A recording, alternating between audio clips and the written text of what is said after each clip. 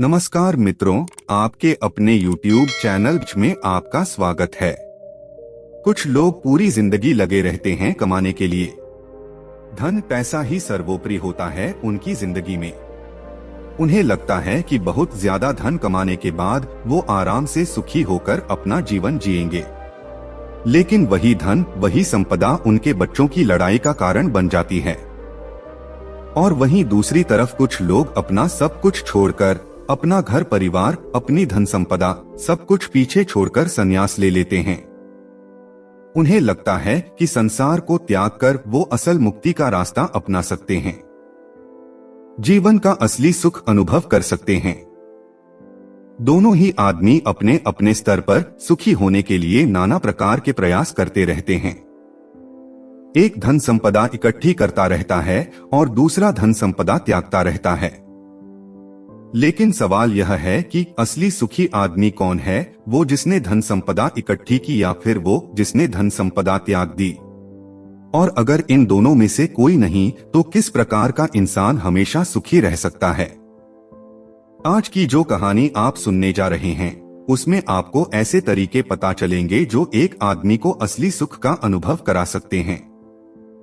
इन तरीकों से जीवन यापन करने से आपको असली सुख के बारे में पता चलेगा, असली आनंद के बारे में, जिसे हम कहते हैं परमानंद, परमानंद, परमानंद। इससे पहले कि आप इस कहानी में खो जाएं, इस चैनल को सब्सक्राइब जरूर कर लें। तो चलिए कहानी शुरू करते हैं। जब किसी के घर में वैरागी मन का बच्चा पैदा हो जाए तो घर वालों को बहुत चिंता हो जाती है। घर वाले सोचते हैं कि ये संसार में कैसे जिंदा रहेगा, कैसे धन कमाएगा, कैसे अपना पालन पोषण करेगा, क्योंकि वैरागी मन का बच्चा अक्सर संसार से विरक्त ही रहता है।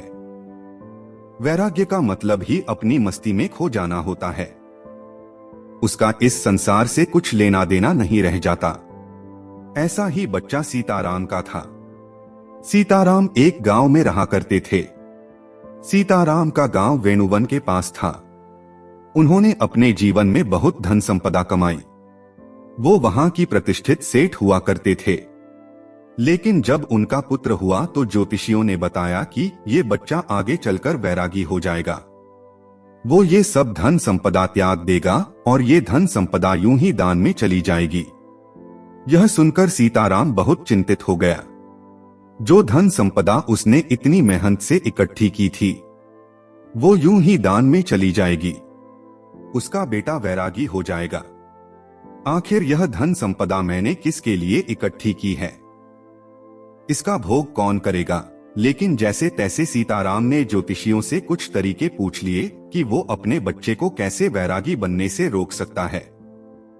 ज्योतिषियों ने भी उन्हें कुछ तरीके बताए जिसके द्वारा वो मोहन को, यानी उनका बेटा, उसको वैरागी बनने से रोक सके। धीरे धीरे समय बीतता रहा और दुनिया अपने चलन से चलती रही। मोहन धीरे धीरे बड़ा होने लगा और उसके पिताजी यानी कि सीताराम फिर से धन संपदा और ज्यादा बनाने में जुट गए। मोहन के पिता ने मोहन के लिए किसी भी चीज की कोई कमी नहीं छोड़ी थी। हर इच्छा उसकी पूरी होती थी। वो उसको सुखी रखना चाहते थे। वो चाहते थे कि मेरे बेटे को दुख का अनुभव ही ना हो, तो फिर वह वैरागी क्यों बनेगा? लेकिन जब मोहन 7 साल का हुआ तो एक दिन उनके द्वार पर एक बौद्ध भिक्षु पहुंच गया। वो वहां पर भिक्षा मांगने के लिए आया था, लेकिन मोहन उसके साथ घंटों बातचीत करता रहा। उसके पिता को जब यह पता चला तो वो मोहन को डांटकर उस बौद्ध भिक्षु से दूर ले गए। वो सोच रहे थे कि इन भिक्षुओं के पास बैठकर कहीं मेरे बेटे का मन वैरागी ना हो जाए। इसीलिए उन्होंने बौद्ध भिक्षु को डांटकर वहां से भगा दिया और अपने बेटे को समझाते हुए कहा कि बेटा, मैंने तुम्हारे लिए किसी चीज की कोई कमी नहीं छोड़ रखी है। तुम इन भिक्षुओं के पास क्यों बैठते हो? क्या मजा आता है तुम्हें इनके पास? मैंने तुम्हारे खेलने के लिए नाना प्रकार के खिलौने ला रखे हैं। इतनी दासियां तुम्हारी सेवा के लिए लगा रखी है, लेकिन फिर भी तुम यह सारी भोग की चीजें छोड़कर इन भिक्षुओं के पीछे क्यों भागते हो? ये सुनकर मोहन ने कहा कि पिताजी, मैं इन चीजों से उकता गया हूँ। यह सब चीजें मैंने इतनी ज्यादा भोग ली है कि मेरा मन अब इनसे ऊब चुका है। मुझे कुछ और चीजें चाहिए। कुछ और आनंद चाहिए, कुछ अलग प्रकार का सुख चाहिए। अब मोहन तो बच्चा था। उसके पिताजी उसको इस बात का क्या जवाब देते, उनके पास इस बात का कोई जवाब नहीं बना। आखिरकार उन्होंने निश्चय किया कि वह उसके मनोरंजन के लिए और भी नई नई चीजें लेकर आएंगे, ताकि उसका मन वैराग्य की तरफ भटक ना सके। लेकिन जैसे जैसे मोहन बड़ा हो रहा था, वह समझदार भी हो रहा था, और अब उसे समझ में आ चुका था कि धन संपदा इकट्ठी करने से कोई सुख प्राप्त नहीं होता है, वह बस सुख की भ्रांति देता है। इसीलिए वह ज्यादातर अपना समय संतों और भिक्षुओं के साथ बिताने लगा। एक दिन जब उसके पिता ने उसे संतों के पास बैठे देखा तो उसका खून खौल गया। उसने सोचा कि मैंने जिंदगी भर जिस बच्चे के लिए कमाया वो भिक्षु बनने जा रहा है। मैंने उसको इतना समझाया, सारी सुख सुविधाएं उसके लिए हाजिर करवाई, और फिर भी ये मुझे छोड़कर, मेरी संपत्ति को छोड़कर वह वैरागी बनना चाहता है। ऐसा वैराग्य में है क्या? उसका मन इस बात से बहुत ज्यादा दुखी हो गया था। इसीलिए उसने गुस्से में अपने बेटे का हाथ पकड़ा और सीधा उसे अपने घर पर ले गया। घर ले जाकर उसने अपने बेटे के चेहरे पर धमाक से एक थप्पड़ मारा। गाल पर थप्पड़ पड़ते ही कोमल स्वभाव मोहन के आंसू टप टप करके नीचे सीताराम के पैरों पर गिरने लगे। इसके बाद सीताराम को एहसास हुआ कि उसने बेवजह ही बिना कोई बात के अपने बेटे को यूं ही थप्पड़ मार दिया। उसने अपनी बेटे को समझाते हुए कहा, मैं तुम्हारे आगे हाथ जोड़ता हूँ। मैंने यह धन संपदा इसीलिए इकट्ठी नहीं की कि यह दान में चली जाए। मैं चाहता हूँ कि तुम इसका सुख भोग करो। तुम मेरी संपत्ति को भोगो, तुम्हारे अलावा मेरा है ही कौन, इस संपत्ति का मालिक कौन बनेगा? और यही असली सुख है। पूरी दुनिया धन के पीछे भाग रही है और तुम्हें यह धन विरासत में मिल रहा है, इसका भोग करो। तुम क्यों वैराग्य की तरफ जा रहे हो? ऐसा क्या है भिक्षुओं में, ऐसा क्या है इन संतों में जो इस खजाने में नहीं है, जो इन दासियों में नहीं है, जो इन नाना प्रकार की भोग की वस्तु में नहीं है? ऐसा क्या है संतों में? यह सुनकर मोहन ने अपने पिता से कहा कि पिताजी, मैं आपकी हर एक बात मान लूंगा, बस आप एक बार आज शाम को मेरे साथ चलो। आज एक बहुत ही अच्छे संत का एक प्रसंग पर होने वाला है। वो सत्संग करने वाले हैं, उपदेश होने वाला है ज्ञान का। आप एक बार और ज्ञान का उपदेश सुन लीजिए, उसके बाद आप जो भी कहेंगे मैं आपकी हर आज्ञा का पालन करूंगा। पर आज शाम सिर्फ मेरे कहने से आप ये उपदेश सुन लीजिए। यह सुनकर सीताराम जोर जोर से हंसने लगा। उसने कहा कि यह कौन सी बड़ी बात है, मैं सुन लेता हूँ प्रवचन, बताओ किस संत का सुनना है, लेकिन उसके बाद अपना वादा याद रखना।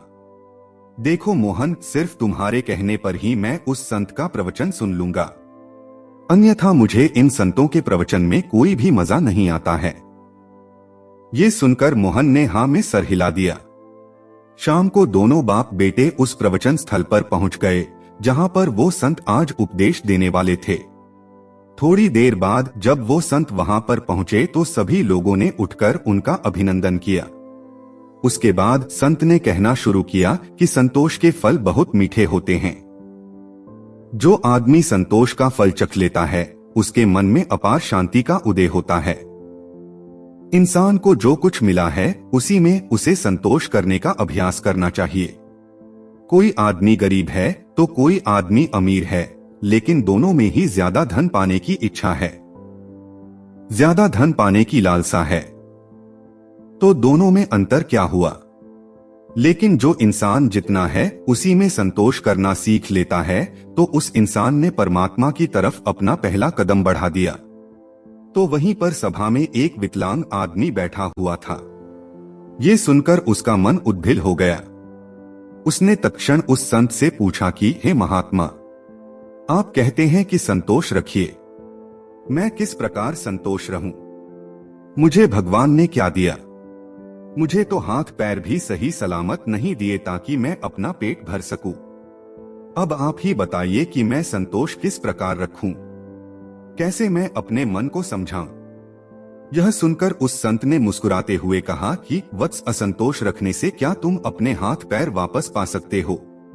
ठीक है, मैं कहता हूँ कि तुम संतोष मत रखो तो उससे क्या फर्क होगा? क्या भेद पड़ेगा?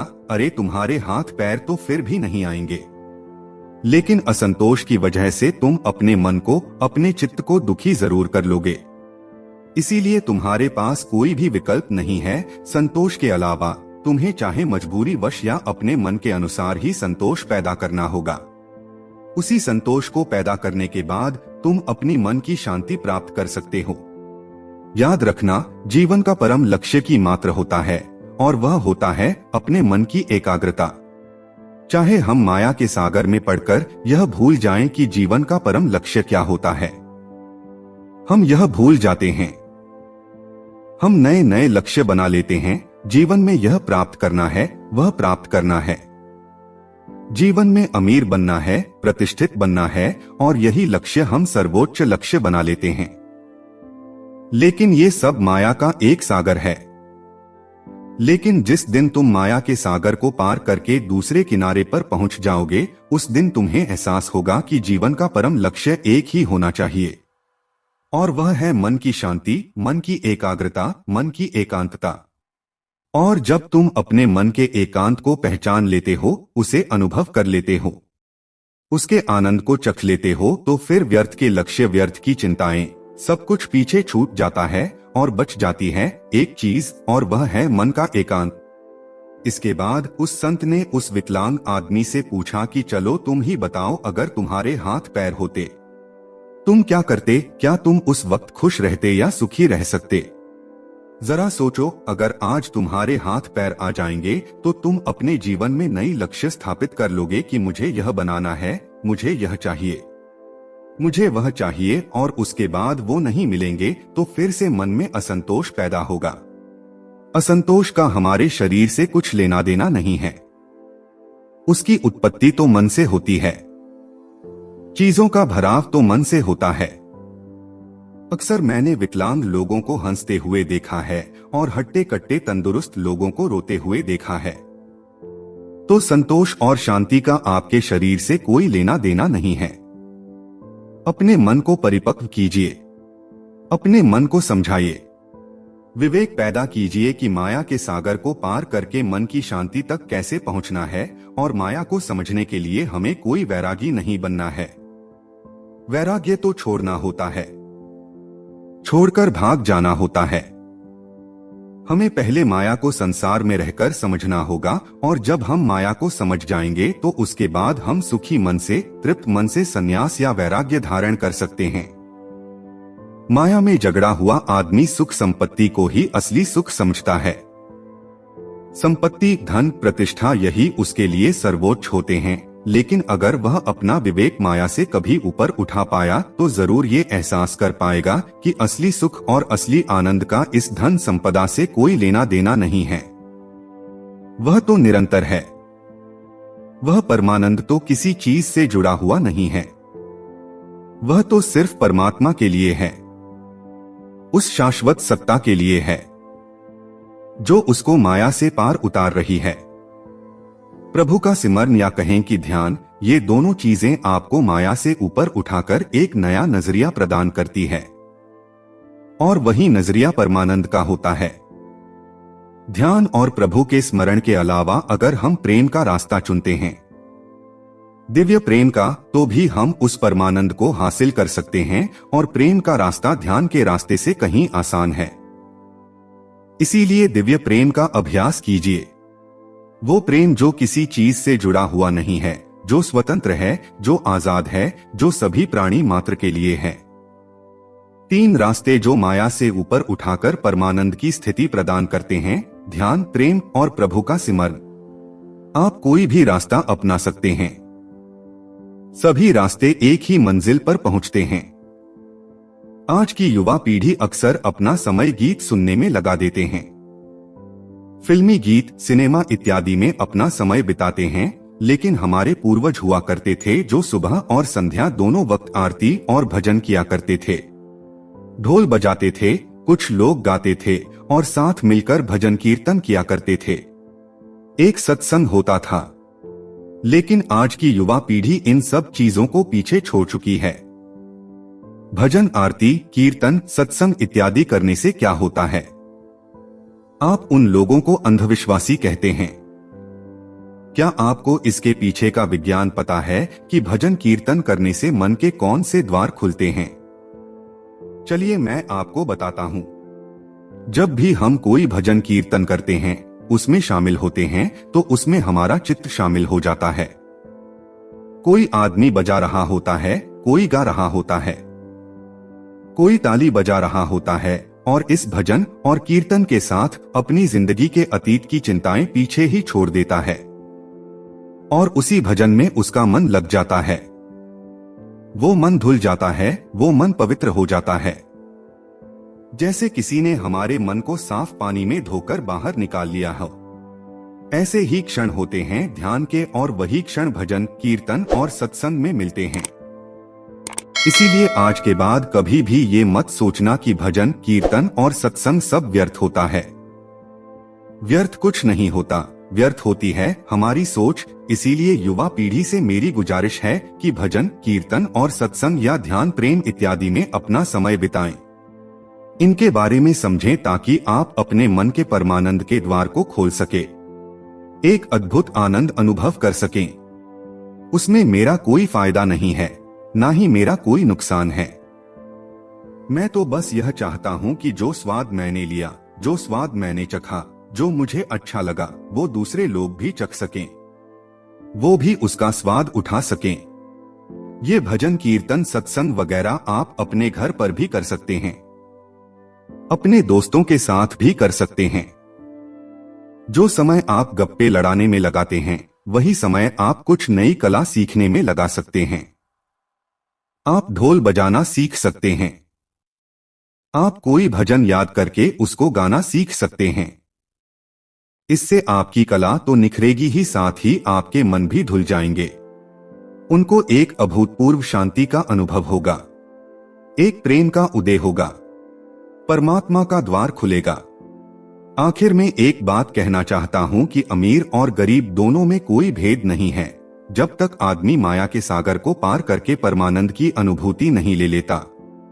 और जिस आदमी ने परमानंद की अनुभूति ले ली, ना तो वह गरीब रहता है और ना ही वह अमीर रहता है। वो सम्राट बन जाता है, क्योंकि उसने वो चीज अनुभव की है जो एक अमीर और गरीब दोनों में से कोई नहीं कर पाया। इसीलिए एक मध्यम वर्गीय आदमी जो कि मेरी यह वीडियो देख रहे हैं, वो भी इस माया के सागर को पार करके परमानंद को हासिल कर सकते हैं। बस उन्हें अपने मन को एक नई धारा देने की जरूरत है, एक नया रास्ता दिखाने की जरूरत है।